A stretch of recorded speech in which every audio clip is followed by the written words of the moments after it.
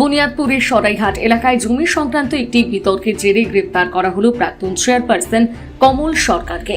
ঘটনাকে কেন্দ্র করে এলাকায় ব্যাপক চাঞ্চল্যের সৃষ্টি হয়েছে। সূত্রের খবর, সরাইহাট ইসিআই গোডাউনের বিপরীতে প্রায় 59 শতক জমির মালিক ছিলেন চকসাদুল্লাহ এলাকার বাসিন্দা উপেন্দ্রনাথ সরকার। তিনি ওই জমি কয়েকজন ভিন্ন ধর্মাবলম্বী ব্যক্তির কাছে বিক্রি করেন বলে অভিযোগ। এরপরে শুরু হয় জটিলতা। জমি বিক্রিকে কেন্দ্র করে এলাকায় আপত্তি তৈরি হয় বলে জানা যায়।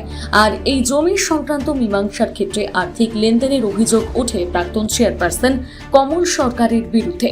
সূত্রের দাবি, মীমাংসায় নামের জমির মালিকের কাছ থেকে টাকা নেওয়ার অভিযোগে তাকে গ্রেপ্তার করা হয়। এই ঘটনায় এলাকা জুড়ে তীব্র চাঞ্চল্য সৃষ্টি হয়েছে। বৃহস্পতিবার বুনিয়াদপুর পৌরসভার প্রাক্তন চেয়ারপারসন কমল সরকারকে গ্রেপ্তার করে গঙ্গারামপুর মহকুমা আদালতে পাঠায় বংশীহারি থানার পুলিশ। এখানটায় আমাদের এর আগে জেনারেল সেক্রেটারি ছিলেন মফিজউদ্দিন মিয়া।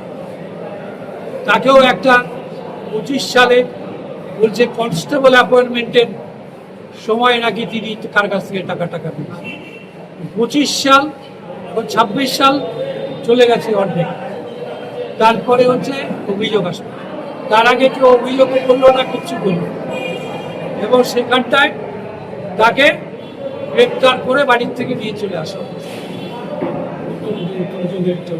উত্তম চৌধুরী, তার বিরুদ্ধে কি মূর্তি ভাঙার অভিযোগ। আরে মূর্তিটা তো ওই বসিয়েছে, টাকা নিয়ে কিনে এনে মূর্তি বসিয়েছে।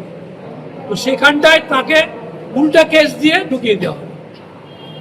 এগুলো যেগুলো চলছে, আমরা এগুলো দৃষ্টি আকর্ষণে নিয়ে আসবো।